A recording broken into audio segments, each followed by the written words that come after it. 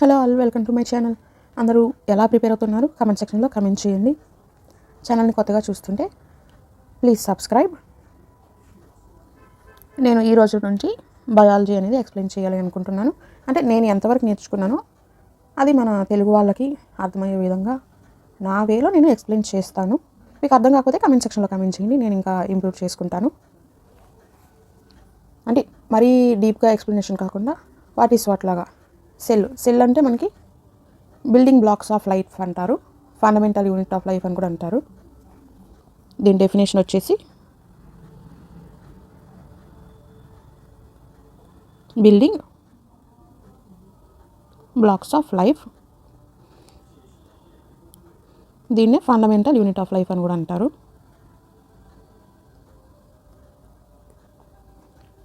Cell గురించి చదవటాన్ని cytology అంటారు. Cytology అంటే సెల్ స్టడీ.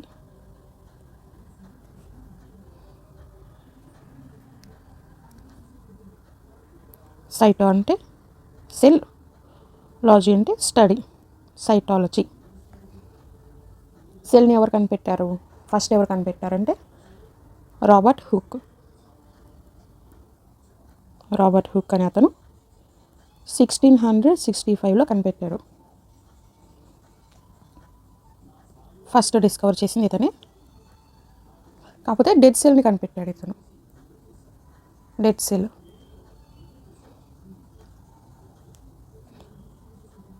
ఆ సెల్ని కూడా కార్క్లో ఉంటే కనిపెట్టాడు. ఆ కార్క్ అనేది ఎందులో ఉంటుంది? BARC of tree. ఇది ట్రీ నుండి వస్తుంది కార్క్ అనేది. Dead cell. ఆ ట్రీ కూడా మనకి హనీకోమ్ షేప్, మీకు హనీకోమ్ తెలుసు కదా, హనీకోమ్ షేప్లా ఉంటుంది. కంపార్ట్మెంట్స్. ఇప్పుడు మనకి మీకు ఐడియా లేకపోతే చెప్తున్నా, కూలర్ ఉంటుంది కదా, కూలర్లో మనకి ఇవి నెట్ ఉంటాయి కదా. ఇప్పుడు లేటెస్ట్గా వస్తుంది హనీకోంబ్, అంటే బాక్స్ టైప్లో ఇలా ఉంటాయి. హనీకోమ్ షేప్, దీన్ని హనీకోమ్ షేప్ అంటారు. ఇలా ఉంటుంది ఆ ట్రీ. దీని నుంచి కార్క్ అనేది వస్తుంది. సెల్ అనేది లాటిన్ వర్డ్ సెల్యులా నుంచి వచ్చింది. సెల్యులా అంటే స్మాల్ రూమ్స్. రాబర్ట్ హుక్ అనే అతను father of cytology. Antony van Leeuwenhoek అనే అతను లివింగ్ సెల్స్ని కనిపెట్టాడు. ఇతను రాబర్ట్ హుక్ అనే అతను వచ్చేసి డెడ్ సెల్స్ని కనిపెట్టాడు. ఫస్ట్ డెడ్ సెల్ని కనిపెట్టింది రాబర్ట్ హుక్, ఇప్పుడు 1665లో. తర్వాత 1674లో యాంటనీ వాన్ లీవెన్ హుక్ ఇతను లివింగ్ సెల్స్ని కనిపెట్టాడు. పాండ్ వాటర్లో లివింగ్ సెల్స్. ఈయన father of modern cytology. Next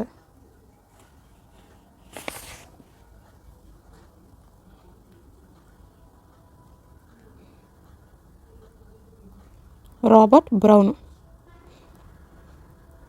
ఇతను ఏం కనిపెట్టాడు? న్యూక్లియస్. 1831లో కనిపెట్టాడు ఇతను. Plants and animals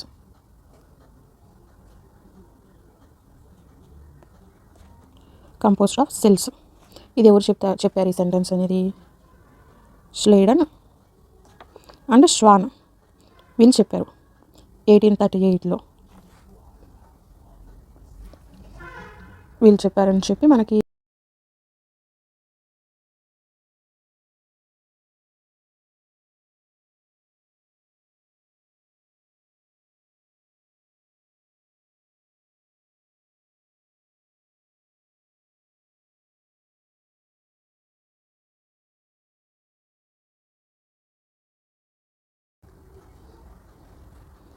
new cells అనేవి ఆల్రెడీ ఫామ్ అయి ఉంటాయి కదా సెల్స్, వాటి నుంచి న్యూ సెల్స్ అనేవి వస్తాయి. New cells come from pre existing cells. Largest cell in male వచ్చేసి న్యూరాన్. మేల్లో లార్జెస్ట్ సెల్ వచ్చేసి న్యూరాను. స్మాలెస్ట్ సెల్ వచ్చేసి మేల్లో sperm. Largest cell in female. ఫీమేల్లో లార్జెస్ట్ సెల్ వచ్చేసి ఓవం. స్మాలెస్ట్ వచ్చేసి ఆర్బీసీ. ఈ రెండు సెక్స్ సెల్స్. సెల్ని బాడీగార్డ్ లాగా ఒకటి ప్రొటెక్ట్ చేస్తుంది, దాన్ని సెల్ మెంబ్రేన్ అంటారు. Cell membrane are plasma membrane protects the cell, protects cell. ఈ సెల్ మెంబ్రేన్ అనేది థిన్గా ఉంటుంది, ఎలాస్టిసిటీ ఉంటుంది, దీనికి ఫ్లెక్సిబుల్గా కూడా ఉంటుంది. ఇది వచ్చేసి లివింగ్ సెల్లే. Presents both plants and animal cell. Cell membrane అనేది సెల్ని ప్రొటెక్ట్ చేస్తుంది లైక్ ఎ బాడీ గార్డ్. ఇది థిన్, ఎలాస్టిక్, ఫ్లెక్సిబుల్గా ఉంటుంది. లివింగ్ సెల్ ఇది. ఈ సెల్ మెంబ్రేన్ అనేది ప్లాంట్స్, యానిమల్ సెల్ రెండిట్లో ఉంటుంది. సెల్ మెంబ్రేన్లో 2 టైప్స్ ఉంటాయి, డిఫ్యూజన్, ఆస్మోసిస్. డిఫ్యూజను, ఆస్మోసిస్. డిఫ్యూజన్ అంటే మాలిక్యూల్స్ అనేవి హై కాన్సన్ట్రేషన్ నుంచి లో కాన్సన్ట్రేషన్కి వెళ్తే దాన్ని డిఫ్యూజన్ అంటారు. హై కాన్సన్ట్రేషన్ టు లో కాన్సన్ట్రేషన్. ఆస్మోసిస్ అంటే హై కాన్సన్ట్రేషన్ టు లో కాన్సన్ట్రేషన్ ఆఫ్ వాటర్, కానీ సెమీ పర్మియబుల్ మెంబ్రేన్ ద్వారా వెళ్తాయి ఇవి. సెమీ పర్మియబుల్ అంటే అది లైక్ ఒక వాల్లా ఉంటుంది, కొంచెం స్పేస్ ఉంది మధ్యలో.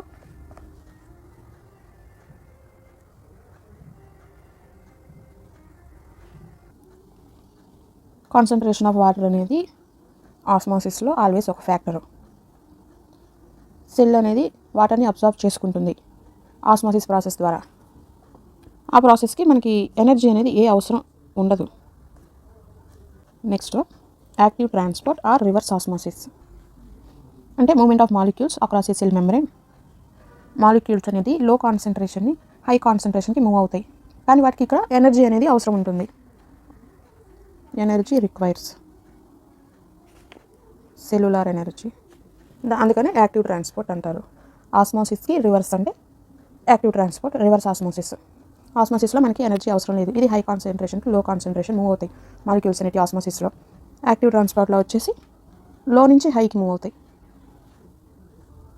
ఆస్మోసిస్లో solution equal to solute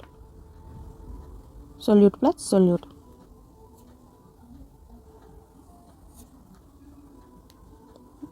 solvent, solute కాదు. హైపర్టోనిక్ అని ఉంటుంది. హైపర్టోనిక్ అంటే సొల్యూట్ అనేది always greater than solvent. Hypotonic అంటే solute is less than solvent. Last one isotonic, solute equal to solvent.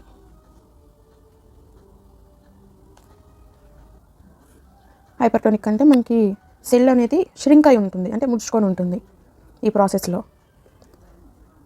హైపోటోనిక్లో వచ్చేసి సెల్ అనేది ఉబ్బినట్టు ఉంటుంది, స్వాలెన్ సెల్.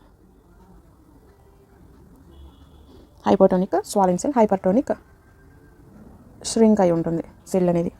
ఐసోటోనిక్లో వచ్చేసి సెల్లో ఏ చేంజ్ ఉండదు, నో చేంజ్. ఏ చేంజ్ లేకపోతే ఐసోటోనిక్ అంటారు. టర్గర్ ప్రెషర్ అని ఉంటుంది, ఇది చాలా ఇంపార్టెంట్. దీనివల్ల సెల్స్ అనేది గ్రో అవుతాయి. Extension growth of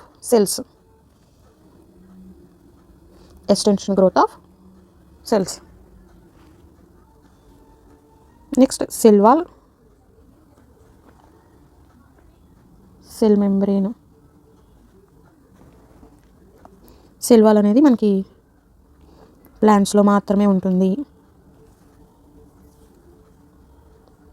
plants, bacteria, fungus, algae వీటిలో ఉంటుంది. ఇవి వచ్చేసి నాన్ లివింగ్.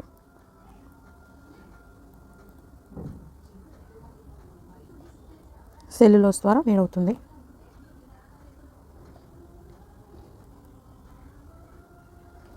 సెల్కి ఇది స్ట్రెంగ్త్ అనేది ప్రొవైడ్ చేస్తుంది.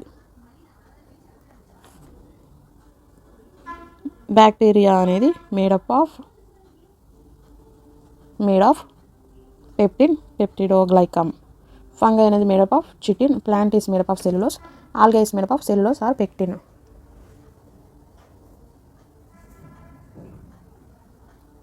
Next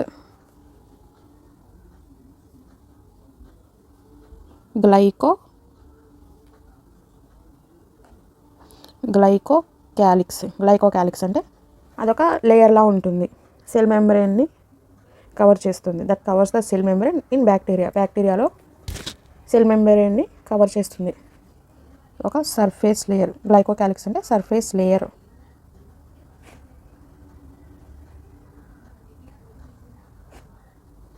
cell membrane in bacteria.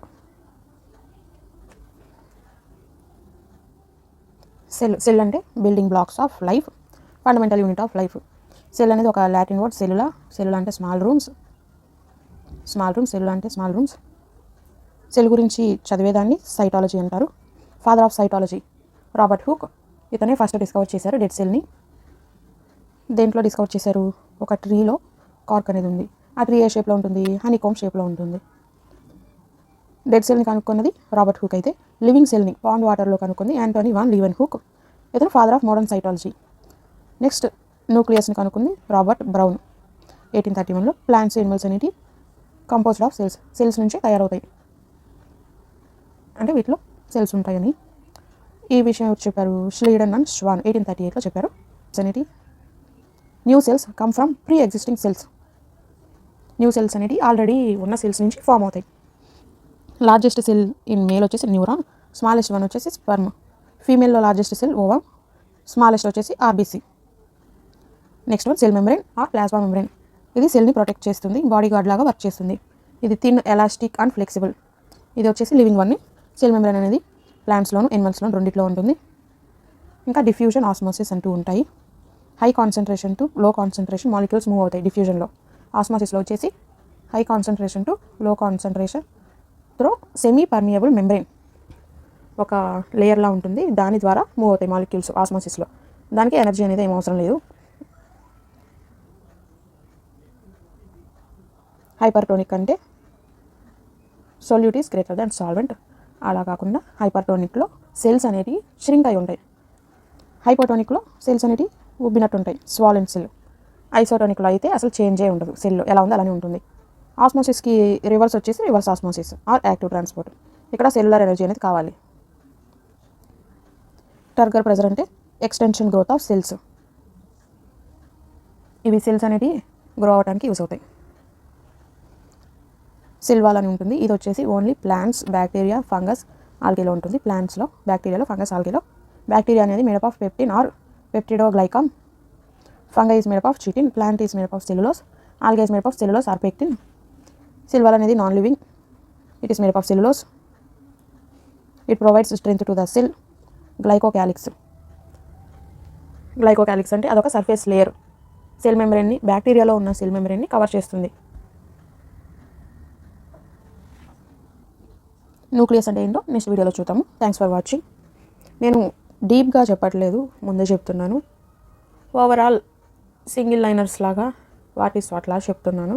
ఏమైనా ఇంపార్టెంట్ పాయింట్స్ మిస్ అయితే ప్రీవియస్ ఇయర్ క్వశ్చన్స్లో కవర్ చేయొచ్చు. మనం బయాలజీ నుంచి మనకి ఎక్కువ క్వశ్చన్స్ ఏమి అడగరు కదా, వెయిటేజ్ తక్కువే ఉంటుంది. వాట్ ఈస్ వాట్ తెలుసుకొని వెళ్తాము. వాటిల్లో క్వశ్చన్స్ ఇస్తే మన లక్.